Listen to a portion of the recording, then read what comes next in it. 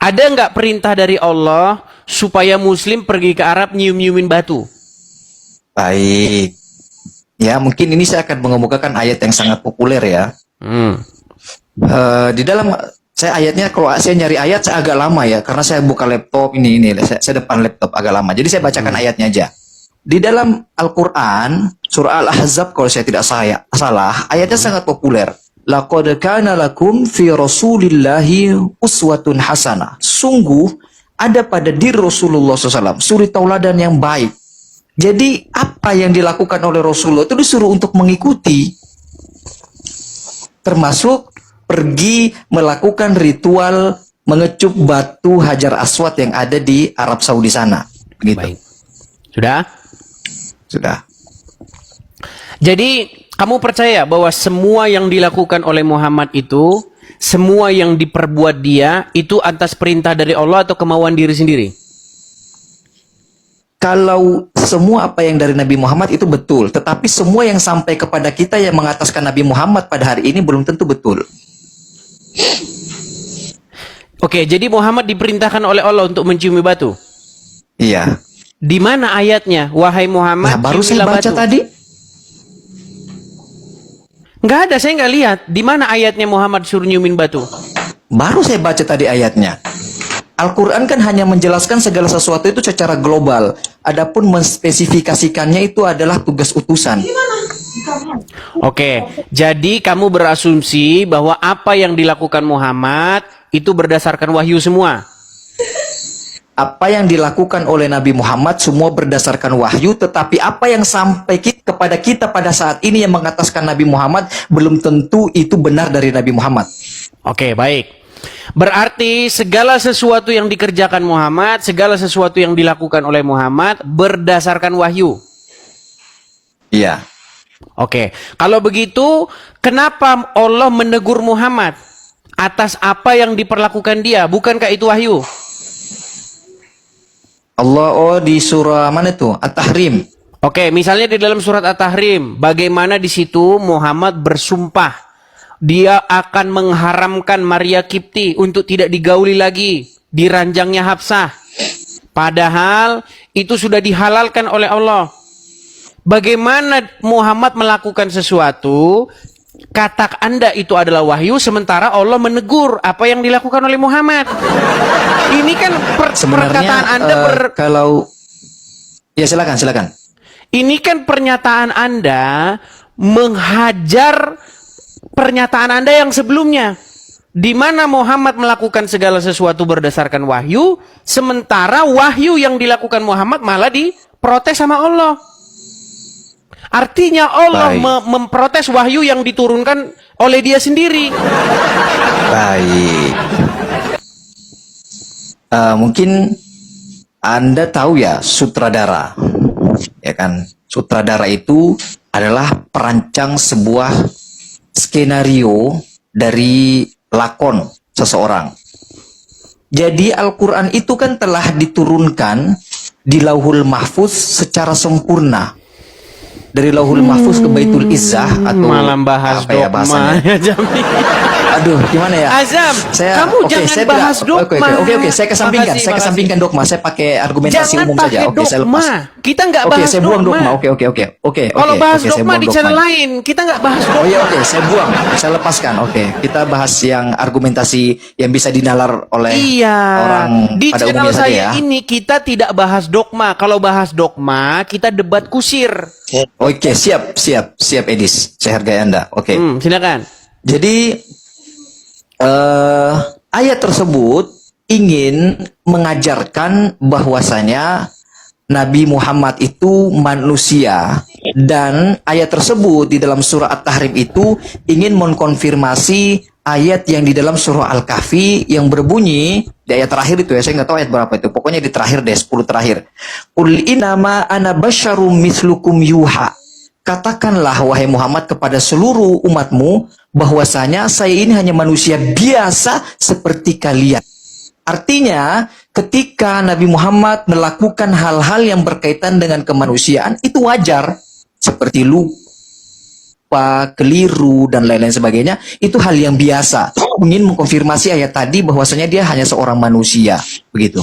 Itu kalau tidak berbicara doktrin. Baik, saya ikuti pola pikir kalian. Ini sudah pernah saya bahas di buku saya, hal mengikuti Muhammad, ya, dengan hal mengikuti Yesus.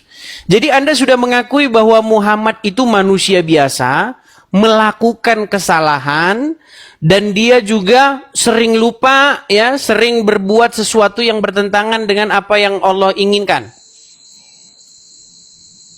Kalau sering itu berarti kerap sekali ya. Tapi kalau 1 kali, 2 kali itu kan belum bisa dikatakan sering ya. Apalagi jika dikalkulasi dari usia 23 tahun selama dia menerima wahyu.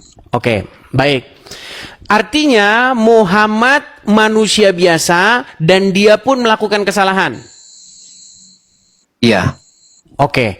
Kalau begitu, mengikuti Muhammad kemungkinan juga bisa salah, betul? Ketika hal tersebut, Nah, udah misalnya mulai tidak nih, ada kan? teguran. Iya, kita ngomongin jujur nih. Udah mulai nih. Dengar Loh. Ajam, pelan, tenangkan dulu pikiranmu ya, tenangkan. Saya pernah menulis sebuah buku, hal mengikut Muhammad, babnya itu hal mengikut Muhammad dengan hal mengikut Yesus. Gini, Nanti saya beli bukunya ya. Bagaimana? Nanti saya beli bukunya.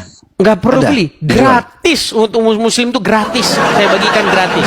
Oh, gratis. Salah satunya adalah Uncup PI. Nah, Uncup PI itu udah dapat bukunya. Ya, Waduh, saya bagikan belum untuk ya. kepada muslim-muslim. Gini. Itu saya bagi kurang lebih 2.000 buku saya bagi kepada muslim-muslim. Nggak ada bantahan. 7 orang yang laporan kepada saya setelah baca buku itu meninggalkan agama Islam. Ya, dengarkan. Perhatikan ya. Mengikut Yesus tidak mungkin salah. Karena Yesus itu kebenaran. Sedangkan Muhammad Anda akui adalah manusia biasa dan melakukan kesalahan, betul? Iya. Dan mengikuti Muhammad terbuka peluang, terbuka lebar kemungkinan untuk salah atau sesat, betul? Salah atau sesat. Salah itu belum tentu sesat. Definisinya udah keliru Mengikuti Muhammad terbuka peluangnya untuk salah, betul? nih. Masih bisa diterima. Lanjut. Baik. Jadi teman-teman, oke coba buat pengakuan. Saya seorang muslim. Nanti di training. Di dalam ranah ilmiah tidak bisa begitu. Nah, Saya ini kan dia fokus nggak mau buat menjawab di sini. pengakuan kan? Enggak. Ayo buat pengakuan. Begini Dis, nanti Bahwa terframing bahwa mengikuti salah itu Muhammad sudah pasti kemungkinan- sesat. Ajam, mengikuti Muhammad kemungkinan bisa salah nggak? Untuk sementara ini belum ada bukti yang valid. Tuh kan? Lihat. Tidak. Coba Anda buktikan dulu. Oke, baik. Saya Karena kasih Anda contoh. tidak mau Saya berbicara kasih contoh. dogma kan? Saya kasih contoh. Pernah suatu waktu Muhammad pergi ke Madinah, betul? Di sana dia Kurma nih, mendapati kurma para nih ya? petani. Di sana dia dapati para petani kurma. Udah lagi ya. Saya mau katanya mau kasih contoh spesifik. Iya, Mau saya sudah, kasih contoh sudah, spesifik? Artinya saya sudah tahu kisah itu ya kan? Oke. Ketika para petani kurma mengikuti perkataan Muhammad, mereka akhirnya berada di dalam sebuah kebangkrutan nggak? Artinya sesat nggak itu? Dalam definisi agama. Baik. Mereka berada di jalan yang salah nggak ketika mereka mengikuti Muhammad? Salah, tapi sesat nggak dalam definisi agama? Oke, kita jangan ngomongin sesat dulu. Jangan ngomongin sesat. Karena nanti kalau sesat iya. nanti konotasinya agak lain. Gini, ketika para petani kurma mengikuti Muhammad, maka mereka berada di dalam kesalahan. Betul? Kekeliruan, betul. Kekeliruan. Artinya ada contoh-contoh orang yang mengikuti Muhammad justru berada di dalam kekeliruan. Padahal Muhammad yang sama bilang, barang siapa yang taat kepadaku, maka sesungguhnya dia telah taat kepada Allah. Betul? Betul. Pernahkah orang yang taat kepada Allah di detik yang sama berada dalam kekeliruan? Tidak. Pernahkah orang yang taat kepada Muhammad berada dalam kekeliruan? Bisa Pernah. Artinya, klaim Muhammad mengikuti dia sama dengan mengikuti Allah adalah dusta. Baik, boleh dijelaskan? Silakan. Oke, Silakan. begitu. Ayat yang berbunyi wa mayyuti'ir rasula faqad Allah. Barang siapa yang taat kepada Rasul, maka sungguh dia telah taat kepada Allah. Itu semua hal-hal yang berkaitan dengan ayat-ayat tersebut diletakkan di surah manapun itu berbicara mengenai syariat, karena di dalam Al-Quran itu tidak ada hal-hal yang membicarakan tentang teknis pertanian. Nah, ketika apa-apa yang dikelirukan oleh Nabi Muhammad, semua itu kaitannya dengan hal-hal teknis keduniaan. Tidak ada hal-hal yang berhubungan dengan syariat, begitu. Jadi ketika kita mengikuti Nabi Muhammad dalam hal-hal bab syariat, maka tidak akan pernah ada kekeliruan. Kenapa? Karena semua ada kontrol dari langit, yaitu pencipta alam semesta, Allah Subhanahu wa taala. Itu aja sih dari saya, Dis. Baik, artinya ketika taat kepada Muhammad bisa saja seseorang itu keliru, tetapi ketika taat kepada Allah, orang tidak bisa keliru.